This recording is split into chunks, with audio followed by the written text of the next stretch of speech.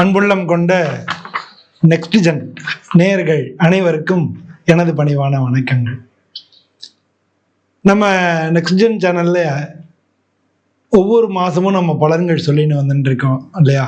அது மாதிரி இந்த இங்கிலீஷ் மாதம், இந்த இங்கிலீஷ் ஜூலை மாதத்துக்கு ஒவ்வொரு ராசிக்கும் எப்படி இருக்கு அப்படின்னு பலன்கள் பார்க்க போகிறோம். பொதுவாக நம்ம என்னென்னா எல்லாமே குரு பெயர்ச்சி, சனி பெயர்ச்சி, ராகுகேது பெயர்ச்சி, இது மாதிரி பெயர்ச்சிகள் பார்க்குறோம். ஆனால் இதெல்லாம் வருஷ கிரகங்கள்னு பேர், வருஷத்துக்கு ஒரு தரம் பயிற்சி ஆகும். ஆனால் மற்ற கிரகங்கள்லாம் இப்போ சூரியன் கூடவே சுக்கிரனும் ஒரு 24 நாள் 26 நாளைக்கு ஒரு தரம் அது பயிற்சி ஆகும். புதன் வரும். புதன் ரொம்ப ஸ்பீடாக போகக்கூடிய கிரகங்கள்ல அதுவும் ஒன்று. அது அடிக்கடி வக்ரமாகும் புதன். ஸோ அந்த மாதிரி புதன் வக்ரம் நமக்கு எப்படி பலனை கொடுக்கும், அது மாதிரி செவ்வாய் ஒன்று, செவ்வாய் கிரகமும் போகும். ஸோ இதெல்லாம் ஒரு மாதமும் மாறக்கூடிய விஷயங்கள். நம்ம ஒவ்வொரு மாதமும் ஒரே மாதிரியா இருக்கு, நமக்கு பல சூழ்நிலைகள் வருது இல்லையா, நமக்கு பல மாற்றங்கள் வருது. அதனால அதெல்லாம் சேர்ந்துட்டு எப்படி இருக்கு இந்த கிரகங்களினுடைய இது பண்றதுனால ஒவ்வொரு ராசிக்கும் எந்த விதமா ஒவ்வொரு மாசத்துலையும் பலன்கள் கிடைக்கும். அவங்களுக்கு வேலை, தொழில் வேலை பார்க்குற இடத்துல இல்லை பிஸ்னஸ் பண்ணுற இடத்துல எப்படி இருக்கும், அவங்களுக்கு பண வரவுகளில் ஏதாவது எப்படி இருக்கும், அது மாதிரி குடும்பத்தில் எப்படி இருக்கும், உடல்நிலை கோளாறுகள் எப்படி இருக்கும், அவங்க என்ன சாமியை கும்பிடுறது நல்லது இந்த மாசத்துல, இப்படி எல்லா விதத்திலையும் ஒரு ஃபுல் ஃப்ளெட்ஜா ஒவ்வொரு ராசிக்கும் நம்ம பார்க்க போறோம். ஸோ அது மாதிரி நம்ம பலன்கள் பார்க்க போறோம். வாங்க நம்ம வீடியோக்குள்ள போய் பார்க்கலாம். அன்புள்ளம் கொண்ட மேஷராசி அன்பர்களே, மேஷராசின்றது இந்த காலபுருஷ தத்துவத்துல முதல் வீடா இருக்கு. இந்த ராசிக்கு அதிபதி செவ்வாய். இந்த ராசியில இருக்கக்கூடிய நட்சத்திரங்கள் அப்படின்னு பார்த்தோம்னா அஸ்வதி, பரணி, கார்த்திகை, ஒண்ணாம் எல்லாம் இருக்கு. இது எல்லாருக்கும் தெரிஞ்சதுதான். இப்ப இந்த ஜூலை மாசத்துல கிரக சூழ்நிலைகள் எப்படி இருக்கு அப்படின்னோம்னா, இந்த 13/7 அன்னைக்கு சனி பகவான் வக்ரமாகிறார். உங்களுக்கு 7 சனி நடக்குதா மேஷராசிக்கு, அவர் 12ல இருக்காரா, அவர் வக்ரம் அடைகிறார். அதே மாதிரி ஜூலை 16ஆம் தேதி அன்னைக்கு சூரிய பகவான் கடகராசிக்கு போறார். உங்க ராசிலேருந்து 3வது வீட்டுல இருக்காரு, அவர் 4வது வீட்டுக்கு போறார். அது மாதிரி ஜூலை 18ஆம் தேதி அன்னைக்கு புதன் இருக்கார் இல்லையா, அவர் உங்களுக்கு 4வது வீட்டுல இருக்காரு, அவர் வக்ரம் அடைகிறார். அது மாதிரி இந்த மாசம் 26ஆம் தேதி, ஜூலை 26ஆம் தேதி சுக்கிரன் மிதுனர், உங்க 2வது வீட்டுல இருக்கார் சுக்கிரன், அந்த வீட்டுக்கு அதிபதியும் அவர் தான், அவர் 3வது வீட்டுக்கு போறார். அதே மாதிரி செவ்வாய் உங்களுக்கு 5வது வீட்டுல இருந்து 6வது வீட்டுக்கு கன்னி ராசிக்கு போறார். ஸோ இந்த மாதிரியான பெயர்ச்சிகள், இந்த மாதிரியான விஷயங்கள் நடக்கும் பொழுது நமக்கு எந்த விதமான பலன்களை வாழ்க்கையில கொடுக்கும் அப்படின்னு சொல்லி மேஷராசிக்காரங்களை பார்க்க போறோம். இந்த மேஷராசியில ஆக்சுவலா உங்களுக்கு 7 சனி நடக்குது, 12ல சனி பகவான் இருக்காரு, அவர் வக்ரமாகிறார். அதனால உங்களுக்கு பொதுவா பாத்தீங்கன்னா வேலை சம்பந்தப்பட்ட இடங்கள்ல பிரச்சனைகள் ஏற்படுறதுக்கு வாய்ப்புகள் நிறைய இருக்கு. அதே மாதிரி உங்களுக்கு செலவினங்களும் ஏற்படலாம். இன்னும் சொல்ல போனோம்னா உங்களுடைய வீட்டில் அப்பா அம்மா இந்த மாதிரி உறவினர்களுக்கு உடல்நிலை கோளாறுகள், மருத்துவ செலவினங்கள் ஏற்படலாம். இந்த மாச கடைசியில தான் சுக்கிரன் 3வது வீட்டுக்கு போறாரு. ஸோ அது வரைக்கும் உங்களுக்கு பொருளாதார ரீதியா நல்லாவே இருக்கும். ஏன்னா தனாதிபதி, அப்படி உங்களுடைய ராசிக்கு தனாதிபதியா இருக்கக்கூடிய சுக்கிரன் அந்த வீட்டில் இருக்கிறதுனால உங்களுக்கு வருமான வாய்ப்புகள் ஏற்படும் இந்த மாசத்துல, ஜூலை மாசத்துல. அது உங்களுக்கு வீடு, நிலங்கள்ல, குடும்பத்துல வரக்கூடிய வருமானங்கள், இது மாதிரியும் இருக்கலாம். உங்களுக்கு இந்த மாசத்துக்கு முன்பகுதியில இருந்த குழப்பங்கள் எல்லாம் இந்த மாசத்துல பின்பகுதியில உங்களுக்கு தீர்ந்து போயிடும்.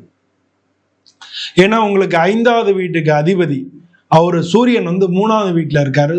அங்க ஏற்கனவே குரு பகவானும் இருக்கிறதுனால ஒரு சில குழப்பங்கள், உங்க பூர்வீக சொத்து, பூர்வீகத்துல உள்ள பிரச்சனைகள், அதனால ஏற்படக்கூடிய குழப்பங்கள், அது மாதிரி குழந்தைங்களுடைய படிப்பு, குழந்தைங்களுடைய வாழ்க்கை, இதுல ஏற்படக்கூடிய குழப்பங்கள், இது எல்லாமே அதுக்கு என்ன பண்றதுன்னு சொல்லி தெரியாம அடுத்த ஸ்டெப் எப்படி எடுக்கலாம் அப்படின்றது இந்த மாசத்துல, ஜூலை மாசத்துல முதல் பாதியில இருக்கும். ஆனா பின் பாதியில அது எல்லாத்துக்குமே தீர்வு வந்துடும், எல்லாமே நல்ல முறையில நடக்கும். குடும்ப ரீதியாக உங்களுக்கு ஒரு சில மனசு சந்தோஷப்படுற மாதிரியான செய்திகள் உங்களுக்கு வந்து சேரும். ஸோ இது மாதிரி வந்து சூரியனால இதெல்லாம் ஏற்படுறது.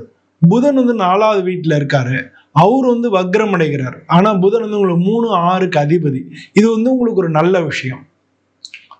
ஆனா தொழில் பண்றவங்களுக்கு, பிசினஸ் அது மாதிரி பண்றவங்களுக்கு உங்கள்கிட்ட இருந்து ஆதாயம் அடைஞ்சவங்களே உங்களுக்கு எதிர்ப்பா போறதுக்கான வாய்ப்புகள் நிறைய இருக்கு. உங்களை பத்தி தவறா போய் சொல்லி உங்க கூட இருக்கிறவங்களே உங்களுக்கு எகெயின்ஸ்டா போறதுக்கு வாய்ப்புகள் நிறைய இருக்கு. அதை ஜாக்கிரதையா பார்த்துக்கணும். ஒரு புதன் வந்து வக்ரமாகிறது இந்த மாச பின்பகுதியில வக்ரமாகிறாரு. அதனால தொழில் பண்றவங்களுக்கு உங்களுடைய ஒப்பந்தங்கள் இதிலெல்லாம் வந்து கொஞ்சம் டிலே ஏற்படலாம். அதுல வந்து கொஞ்சம் தள்ளி போகலாம்.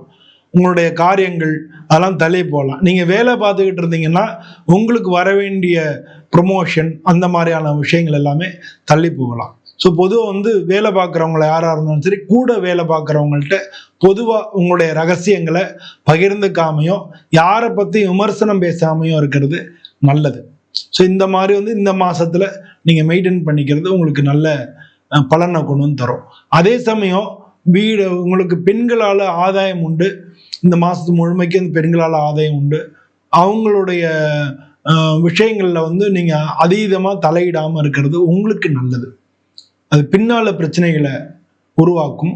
பெண்களால் ஆதாயம் உண்டு, அது வந்து உங்களுக்கு கிடைக்கிற வரைக்கும் நம்ம ஓகே தான். அதுக்காக அதீதமாக நம்ம அவங்கள்ட்ட பழக வேண்டியதில்லை. அவங்கள ஒரு லிமிட்டோடைய அவங்கள்ட்ட வச்சுக்கிறது நல்லது. இதுவும் வந்து நீங்கள் குறிப்பாக மனசில் வச்சுக்கணும்.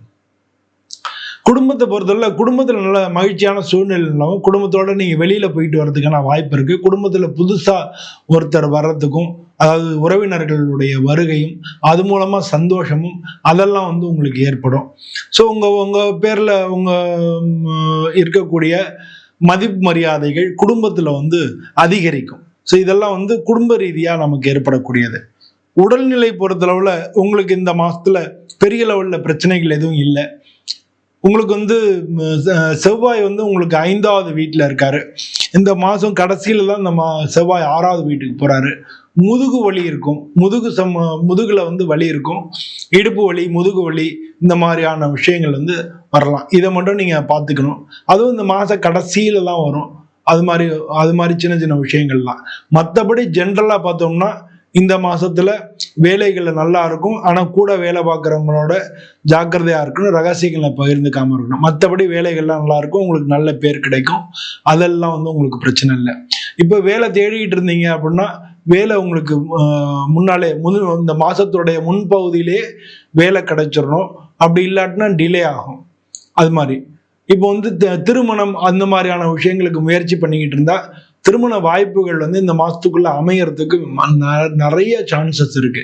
அதனால முழுமையான முயற்சி எடுத்தீங்கன்னா திருமண வாய்ப்புகள் கைகூடி வரும். ஸோ மொத்தத்துல பார்த்தோம்னா இந்த மாசம் உங்களுக்கு நல்ல நாட்களாவே இருக்கு. இந்த மாசத்துல வந்து சுப காரியங்களுக்கு நல்ல நாட்கள் அப்படின்னு பார்த்தோம்னா ஜூலை 2ஆம் தேதி, ஜூலை 7ஆம் தேதி, இதெல்லாம் வந்து வளர்பிறை. ஜூலை 2ம் ஜூலை 7ம் வளர்பிறையில வருது. ஜூலை 14ஆம் தேதி தேய்பிறையில வருது. இந்த 3 நாள் வந்து இந்த மாசம் சுப காரியங்கள் செஞ்சுக்கிறதுக்கு நல்ல நாளா இருக்கு. உங்க எல்லாருக்கும் இந்த மேஷ ராசிக்கு அதிபதி செவ்வாய்ன்றதுனால பொதுவா வந்து நீங்க முருகனை வணங்குறது, இல்லாட்டினா பிரதோஷத்தன்னைக்கு சிவபெருமானை வணங்குறது, இதுல எது உங்களால முடியுமோ அது மாதிரி பண்ணிக்கிறது. அதுவும் வந்து இந்த காலகட்டங்கள்ல 7.5 சனி நடக்கிறதுனால நீங்க கிருத்திகை விரதமோ சஷ்டி விரதமோ இருக்கிறது உங்களுக்கு நல்ல பலன்களை கொண்டு வந்து கொடுக்கும்.